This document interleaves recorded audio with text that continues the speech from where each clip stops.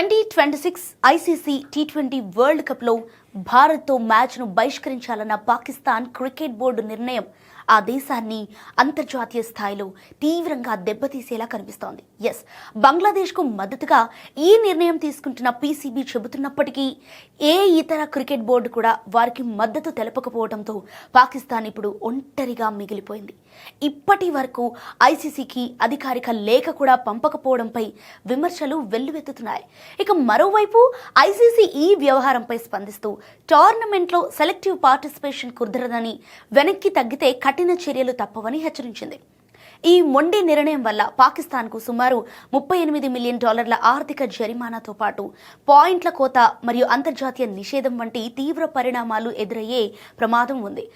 చట్టపరమైన బలం లేని ఈ వివాదం వల్ల పాక్ క్రికెట్ వ్యవస్థ దీర్ఘకాలికంగా కుప్పకూలే అవకాశం ఉందని క్రీడా విశ్లేషకులు అభిప్రాయపడుతున్నారు.